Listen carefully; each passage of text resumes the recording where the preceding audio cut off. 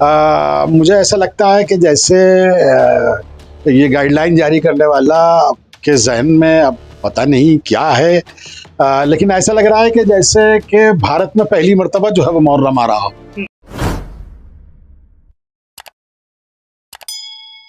Corona महामारी के चलते उत्तर प्रदेश में डीजीपी मुकुल गोयल ने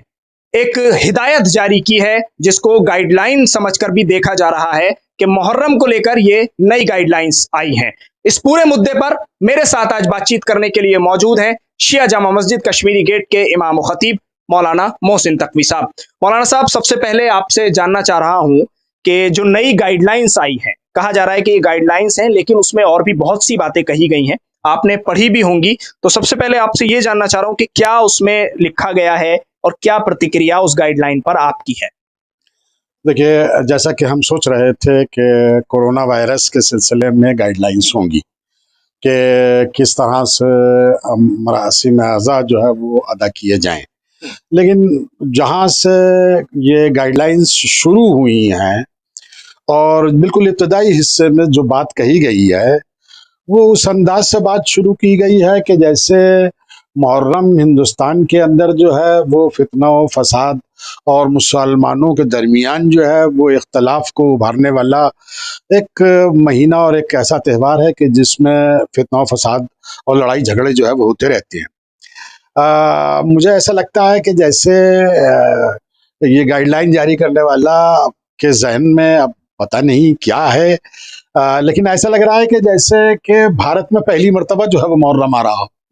हालांकि भारत में मुहर्रम का एक बहुत पुराना इतिहास है।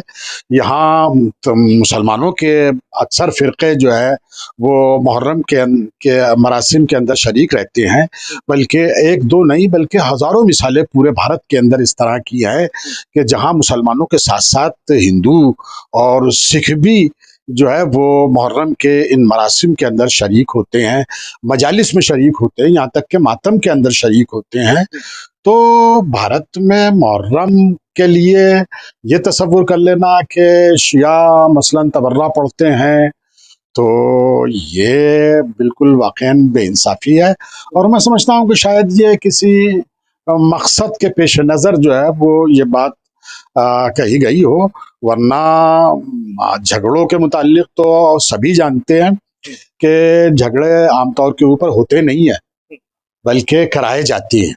सियासी मकासद को पेश नज़र रख के कराए जाते हैं। और वो मकासद किसी के भी हों, फ़िरका परस्ती दोनों तरफ है, फ़िरका परस्त किस्म के अफराद जो है वो हर जगह पाए जाते हैं। तो बहरहाल कहने का मतलब ये है कि कोरोना वायरस के सिलसिले में जिस पर ज़्यादा गुफ्तगू होनी चाहिए थी, क्योंकि अभी पिछले दिनों में जो भयंकर सूरत हाल भारत ने देखी है, तो हमारा अंदाज़ा यही था कि कोरोना वायरस के सिलसिले में, उससे बचाव के सिलसिले में जो है वो ज़्यादातर बातें होंगी। लेकिन बहरहाल उस सिलसिले में जो है वो खामोशी और फिर नई बातें और इस तरह की बातें कि जो बहरहाल मुहर्रम हर साल होता है और लोगों ने न जाने कितने मुहर्रम यहाँ मना चुके हैं, खुद हम मना चुके हैं और भारत के कोनों कोने में जाकर हम देख चुके हैं। लेकिन इस तरह की सूरत हाल के शिया सुन्नी झगड़े हों, वो सूरत हाल हमें कहीं नजर नहीं आती। मौलाना साहब, एक सवाल ये है मेरा कि पहले भी मुहर्रम को लेकर गाइडलाइंस आई थी और वो गाइडलाइन पूरी तरह से बस उसमें ये लिखा हुआ था कि क्या क्या एहतियात बरतनी है, किस तरह से एक जगह इकट्ठा नहीं होना है, चौराहों पर इकट्ठा नहीं होना है। लेकिन इस गाइडलाइन के जो 4 सफ़े हैं, 4 पेज हैं, उसमें ज्यादातर ये बातें कही गई हैं कि शिया सुन्नी आपस में लड़ाई करते हैं इस मुहर्रम में, और शिया तबर्रा करते हैं, सुन्नी जवाब देते हैं, उसके बाद फिर सुन्नी जो जवाब देते हैं उसका शिया पलटवार करते हैं। तो पूरी तरह से ये दिखाया गया है कि मुहर्रम में सिर्फ और सिर्फ लड़ाई झगड़े ही होते हैं, तो पुलिस को काफी सतर्कता बरतनी चाहिए, जिसमें सीसीटीवी, ड्रोन कैमरा, उसके अलावा खास तौर से सोशल मीडिया पर भी नजर रखने की हिदायत दी गई है। देखिए, ऐसा है कि बहरहाल मुहर्रम एक शांति का और एक अमन का पैगाम देने वाला त्यौहार है और सदियों से मनाया जाता रहा है हिंदुस्तान के अंदर। और बलिदान और कुर्बानी की यादें जो है वो ताज़ा करने वाला जो है वो ये त्यौहार है और दुनिया को जुल्म के खिलाफ टकराने का हिम्मत और हौसला अता करने वाला त्यौहार है। तो बहरहाल ये कहना कि इससे लड़ाई झगड़े होते हैं, तो बहरहाल ये सूरत हाल बिल्कुल नहीं है। आपको अक्सर जगहों के ऊपर ये मिल जाएगा कि बरादरान अहले सुन्नत और शिया मिल के एक ही जुलूस के अंदर जो है वो शरीक हो रहे हैं, और इस तरह की कोई बात जो है वो सामने नहीं आ रही है। बहरहाल देखिए, कोरोना वायरस के सिलसिले में जो एहतियाती तदाबीर हुकूमत कहेगी उसके ऊपर अमल करना चाहिए, जिस तरह से इससे पहले भी हमने अमल किया है। और दानिशमंदी और दानिशवरी इसी में है कि उनका जो है वो यानी ख्याल रखा जाए, हम खुद भी महफूज रहें और दूसरों को भी महफूज रखें। और रहा सोशल मीडिया के ऊपर नज़र रखना, तो सोशल मीडिया के ऊपर नज़र रखनी चाहिए, सरकार को नज़र रखनी चाहिए, लेकिन अब सोशल मीडिया ही के ऊपर सब कुछ वो करके और सोशल मीडिया को ही निशाना बना देना, मैं समझता हूँ कि ये जो है वो मुनासिब नहीं है। सोशल मीडिया बहरहाल एक अच्छा काम भी कर रहा है, इमाम हुसैन अलैहिस्सलाम के पैगाम को भी दुनिया तक पहुँचाने का बेहतरीन ज़रिया है, लेकिन इस सिलसिले में वाक़ईन एहतियात हमारी तरफ से भी होनी चाहिए कि कोई इस तरह का मैसेज कि जो इमाम हुसैन अलैहिस्सलाम के पैगाम के मनाफी हो, हमें उसे जो है वो नश्र नहीं करना चाहिए। बहुत सोच समझ कर जो है पैगामात जो है वो हमें भेजने चाहिए। मौलाना साहब, एक सवाल ये है मेरा आपसे कि जिस तरह से डीजीपी मुकुल गोयल इस तरह की तमाम बातें उस लेटर में लिख रहे हैं और तमाम निर्देश जो आला अधिकारी हैं और जो जिले के अधिकारी हैं उन सभी को दिए जा रहे हैं, तो ये किस तरफ एक इशारा है, कौन सी मानसिकता है जिसकी तरफ अभी आप इशारा कर भी रहे थे कि कोई मानसिकता इसके पीछे काम कर रही है, पूरी शिया सुन्नी को डिवाइड करने की इसमें कोशिश हो सकती है? देखिए, जाहिर तो यही हो रहा है कि शिया और सुन्नी के दरमियान एक दीवार खड़ी करना और